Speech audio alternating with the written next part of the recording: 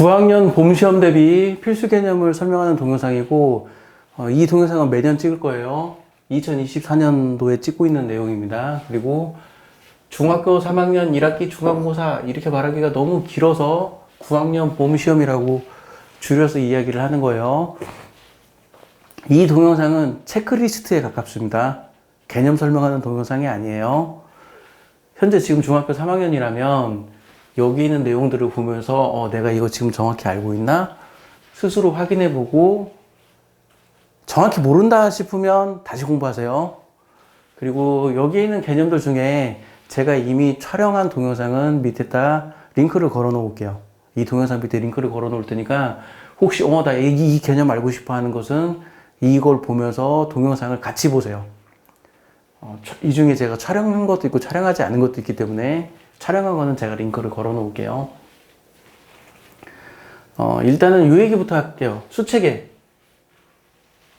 알고 있어야 합니다. 제가 중학교 1학년, 2학년, 3학년 지금 공통으로 얘기하고 있는데 수체계 알고 있어야 돼요. 수체계 넘버 시스템 알고 있어야 되고, 수체계가 뭐냐라고 물어보면 또 학생들이 몰라요. 이거예요. 실수는 유리수와 무리수로 나눠진다. 유리수는 정수와 정수가 아닌 유리수로 나눠진다. 정수는 자연수와 염과 음의 정수로 나눠진다. 이런 사실과 각각의 예, 자연수의 예, 음의 정수의 예, 정수의 예, 정수가 아닌 유리수의 예, 유리수의 예, 무리수의 예, 실수의 예, 나중에 배우면 허수, 복수수까지 이런 것들이 수체계예요. 이 수체계를 정확하게 알고 있어야 합니다. 고등학교 3학년 애들도 이 수체계 몰라가지고 수능 문제를 틀리는 경우가 있기 때문에 수체계 우습게 보지 말고 수체계 정확하게 알고 있어야 돼요. 그리고 제곱근 뜻 정확하게 알고 있어야 돼요. 2의 제곱근과 제곱근 2의 차이를 알고 있어야 돼요. 제곱근 뜻 정확하게 알고 있어야 합니다. 그리고 루트 a를 제곱하면 a가 나온다. 이 사실하고 a를 제곱한 다음에 루트를 씌우면 a의 절대값이 나온다. 이거 혼돈하지 말고 정확하게 구분해서 기억하고 있어야 돼요. 그리고 완전제곱수 소인수분해, 이건 중학교 1학년 과정인데 완전제곱수하고 소인수분해를 얘기해주는 이유가 뭐 이런 문제들 때문에 그래요.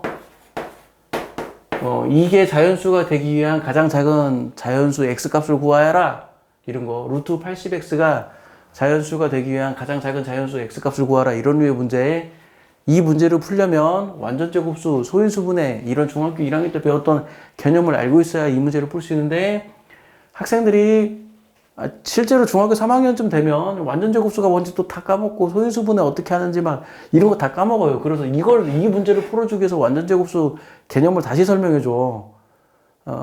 뜨끔한 중학교 3학년 있을 거예요. 이거 다시 공부해야 합니다. 모르면 중학교 1학년 책 다시 봐서 공부하세요. 그리고 요런 거 계산.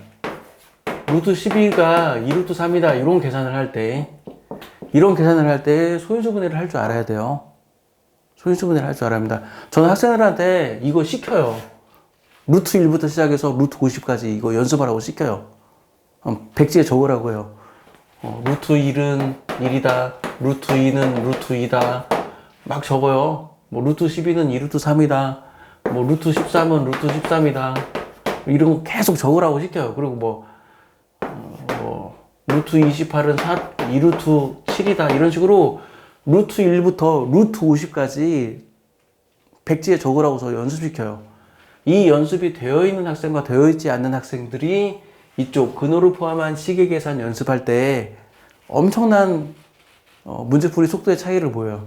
이 연습이 제대로 되어 있는 학생들은 근호를 포함한 시계 계산을 빨리빨리 계산하고, 이 연습이 되어 있지 않은 학생들은 근호를 포함한 시계 계산이 빨리빨리 연습이 안 돼요. 빨리빨리 연습이 안 되기 때문에 루트 1부터 루트 50까지 저 연습하라고 학생들한테 계속 시켜요. 백지 줘서 루트 1부터 루트 50까지 적어봐. 루트 1부터 루트 50까지 적어봐. 저 이거 계속 시킵니다. 이거 연습 많이 해야 돼요. 그리고 너무나 당연한 얘기지만 제곱근표 볼 줄 알아야 하고요. 제곱근표를 볼 줄 안다는 말의 의미는 제곱근표를 이용해서 루트 316을 구할 수 있어야 한다는 얘기예요. 제곱근표를 이용해서 루트 0.0316을 구할 수 있어야 한다는 얘기예요. 제곱근표를 볼 줄 알아야 한다는 말은 이 말도 포함됩니다. 그리고 피타고라스 정리가 중학교 2학년 과정인데 이게 좀 옛날에는 피타고라스 원리가 중 3과정이었거든. 중학교 3학년 2학기 과정이었는데 지금은 뭐 교과 과정이 이상해가지고 피타고라스 원리가 중학교 2학년 과정으로 들어왔어요. 그리고 나서 이거를 지금 배우네. 3학년 1학기 때 배우네. 그래서 이거 9일 목용. 9일 목용이 뭐냐고요?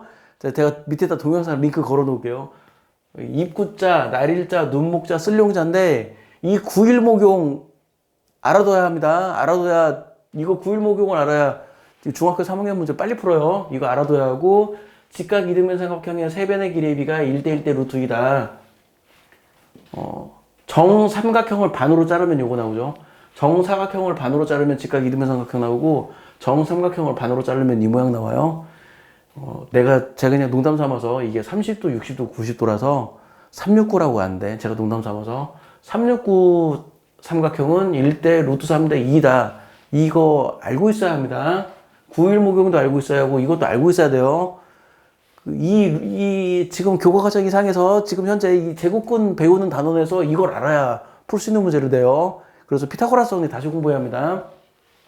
그리고 역시 중학교 2학년 때 배운 삼각형의 외심, 내심, 무게중심에 대해서 알고 있어야 풀 수 있는 문제가 나와요. 교과 과정 이상해서 그래요. 그리고 중학교 1학년 때 배웠던 원뿔의 부피, 원뿔의 건널비를 풀 수 있는 문제가 원뿔의 부피와 원뿔의 건널비를 구할 줄 알아야 풀 수 있는 문제가 나오기 때문에 원뿔의 부피와 원뿔의 건널비 구할 줄 알아야 합니다. 구할 줄 알아야 돼요. 덤으로 부채꼴의 호의 길이, 부채꼴의 둘레의 길이도, 부채꼴의 호의 길이, 부채꼴의 넓이, 이것도 구할 줄 알아야 돼요. 그거 이용해야 풀 수 있는 문제가 나오기 때문에 이게 보통 1학기에서는 도형 문제를 잘 내지 않는데 이게 도형이랑 섞여가지고 이렇게 되기 때문에 이거 공부를 해야 하고, 그리고 근으로 포함한 시계계산 이 단어는 중학교 1학년부터 배우기 시작한 수의 연산법칙 그리고 지수법칙, 이걸 알아야 근으로 포함한 시계계산을 능숙하게 할 수 있어요. 이거 못하는 학생들 진짜 많아요. 내가 수의 연산법칙 뭐냐라고 물어보면 학생들이 수의 연산법칙이 뭔지 몰라. 내 질문의 의도조차도 몰라요. 수의 연산법칙이 뭐예요? 하고 나한테 되물어봐요. 내가 지금 중학교 1학년 과정, 중학교 2학년 과정에 똑같은 설명을 해놨는데 다시 똑같이 설명을 할게요. 수의 연산법칙은 뭐냐면 덧셈의 교환법칙, 덧셈의 결합법칙,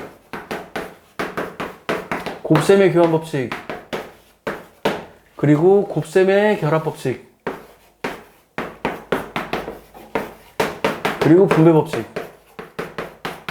이게 수의 연산법칙이에요. 이 다섯 개를 식으로도 알고 있어야 하고 이름으로도 알고 있어야 돼요. 근호를 포함한 식의 계산, 이 단어는 뭐냐면 너 이 수의 연산법칙 제대로 알고 있어? 이 단원이에요. 그냥 중학교 1학년 때 배웠던, 그리고 중학교 2학년 때 또 배우는 이 수의 연산법칙만 제대로 알고 있으면 근호를 포함한 식의 계산은 진짜 별거 아닌 단원이에요. 근데 학생들이 이걸 몰라. 수의 연산법칙 모르고 지수법칙 몰라. 그래서 이 단원 문제를 엄청 어려워해. 제가 그 앞에 두 동영상에서도 똑같은 얘기를 하는데 수의 연산법칙은 고등학교 졸업할 때까지 10번 나와요. 이게 농담이 아니라 진짜예요. 수의 연산법칙은 고등학교 졸업할 때까지 10번 나오는데 내가 고등학교 3학년 학생들한테도 야 수의 연산법칙이 뭐야? 라고 물어보면 내 질문의 의도를 몰라서 나한테 되묻는다니까. 그게 뭐예요? 나한테 되물어.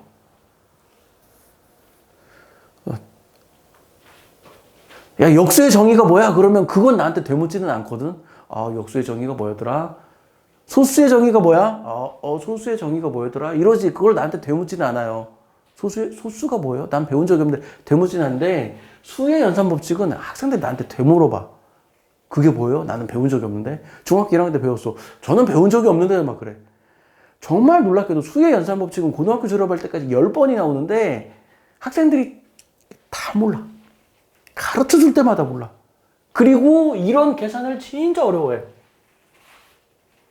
수의 연산법칙, 지수법칙 정확히 알아야 돼요. 제가 학생들한테 백지 주고 수의 연산법칙 적어봐. 지수법칙 적어봐. 이거 계속 시켜. 계속 시켜. 진짜. 계속. 백지 주고 계속 시켜. 그것만 능숙하게 하면 이 근호를 포함한 식의 계산은 별거 아닌 단원이에요.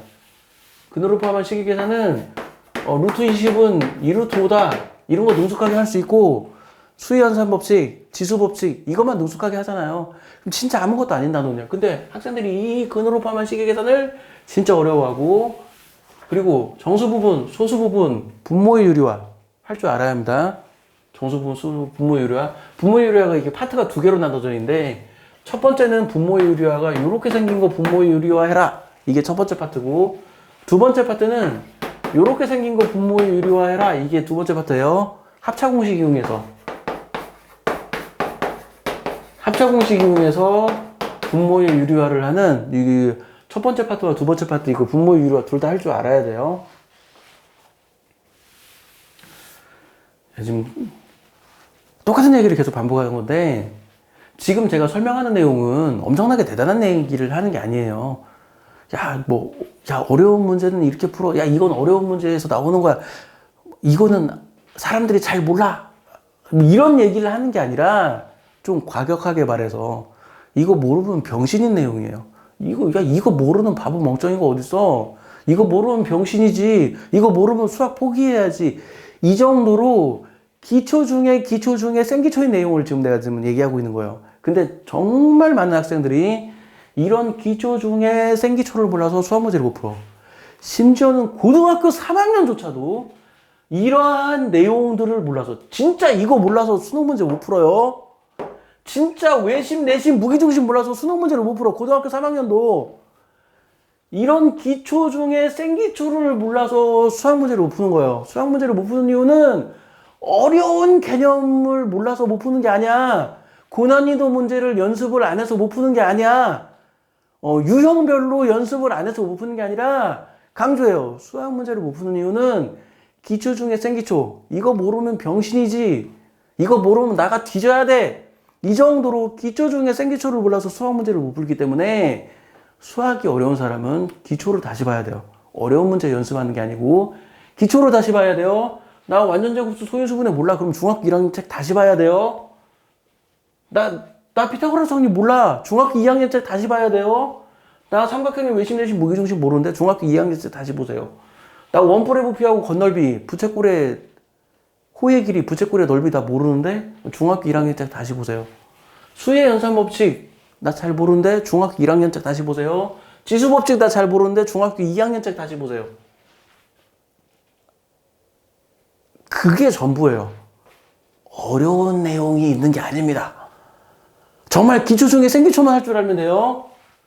자, 그 다음에 이제 문자식 단원에서 전개가 무엇인지, 인수분해가 무엇인지 이 뜻을 알고 있어야 하고, 전개를 한다는 거, 인수분해를 한다는 거 의미 알아야 돼요. 그리고 전개는 아까 설명했던 수의 연산법칙이죠. 이 중에 분배법칙 하나로 대단원 하나 만든 거야.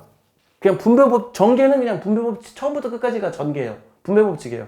인수분해도 마찬가지야. 인수분해도 처음부터 끝까지가 그냥 분배법칙이야. 그러니까 전개와 인수분해는 너 분배법칙 얼마나 제대로 알고 있니? 이거 물어보는 게 전개와 인수분해 단원이에요. 곱셈공식 5개 외워야 합니다. 아직 외우고 있지 않은 사람은 곱셈공식 5개 외우세요. 백지에 적어봐요. 적었는데 나 곱셈공식 못 적겠네? 적어야 돼요. 그리고 분모의 유리화 방금 아까 설명했고, 그리고 곱셈공식의 변형. 곱셈공식의 변형은 내가 학생들한테 뭐라고 얘기하냐면, 곱셈공식의 변형은 변형이 핵심이다라고 얘기해요. 정말 많은 학생들이 이걸 외워. 나 이거 외우지 말라고 그래. 나 이거 외우지 말라고 그래요. 외우지 않고 시험 문제를 어떻게 푸는데, 제가 원하는 건 뭐냐면, 이걸 외우는 게 중요한 게 아니라,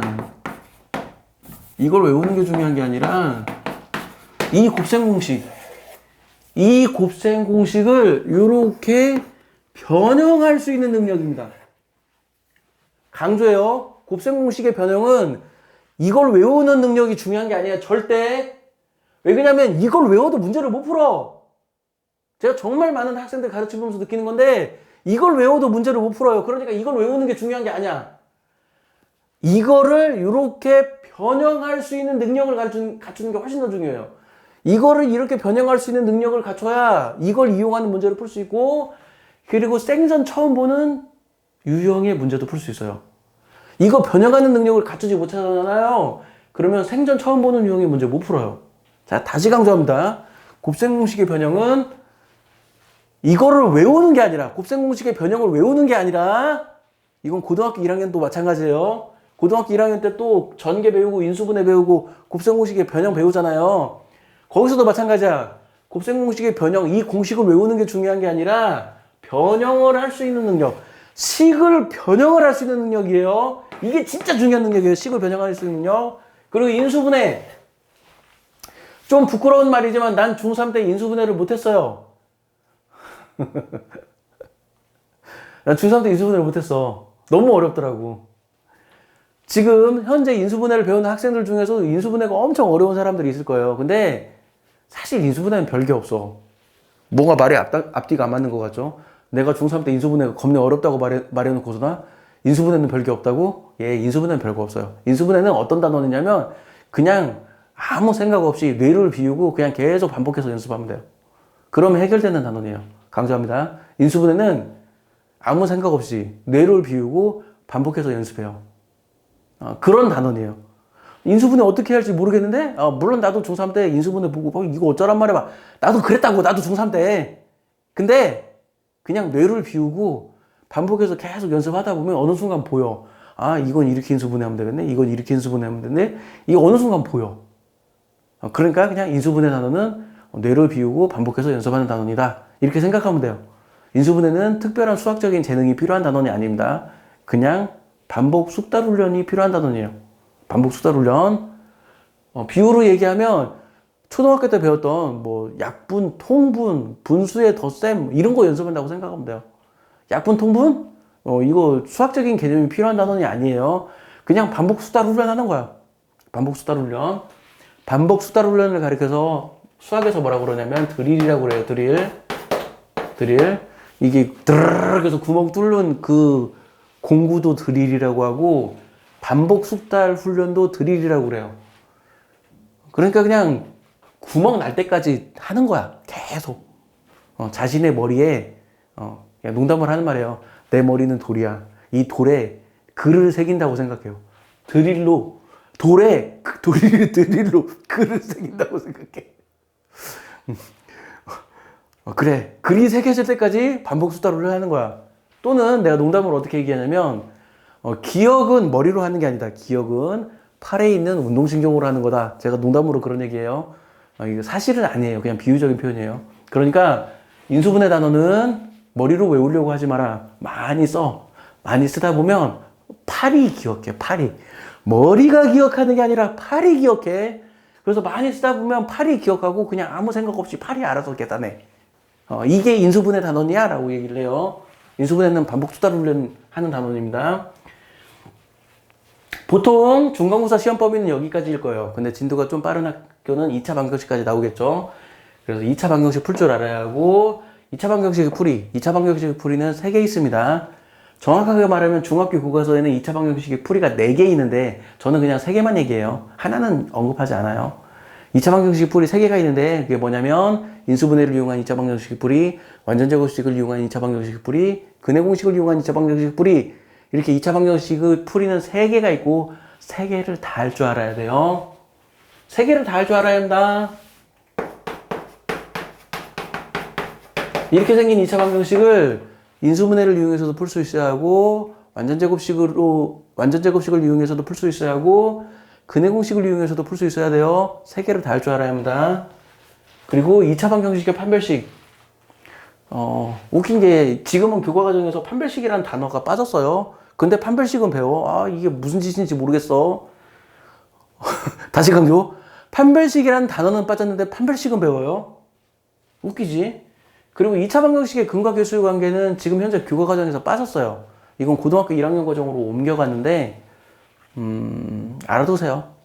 알아두면 도움이 되니까 2차 방정식의 근과 계수의 관계 알아두세요. 자, 여기까지가 중간고사 시험 범위일 겁니다. 이 이유는 아닐 거예요. 여기까지 하는데 자, 내용 다시 마무리합니다. 여기 있는 내용들이 다 뭐라고요? 기초 중에 생기초다. 이거 모르면 다시 책을 봐라. 1학년 거 모르면 1학년 책 다시 봐. 2학년 거 모르면 2학년 책 다시 봐.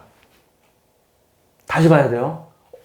그리고 제가 이거 개념에 해당하는 거 밑에 동영상 넣어 놓을 테니까 동영상 참고하시고요. 그리고 근으로 포함한 시계계산, 학생들이 이거 엄청 어려워하는데 별거 없어요. 근으로 포함한 시계계산은 수의 연산법칙과 지수법칙만 제대로 알고 있으면 진짜 아무것도 아닌 단원이에요.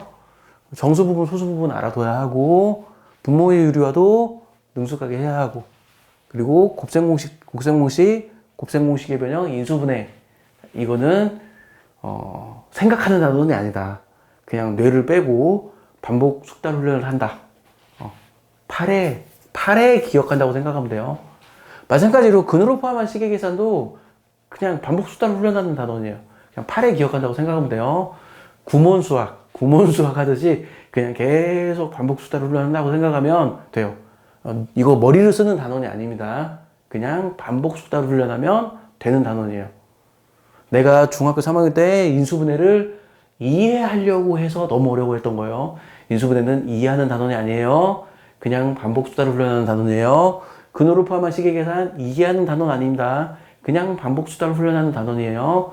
그냥 두 자리 곱셈, 세 자리 곱셈 연습한다고 생각하면 돼요.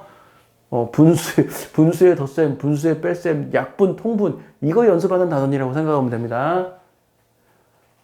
시험 공부 열심히 하고요. 좋은 결과 있길 바랍니다. 마칠게요.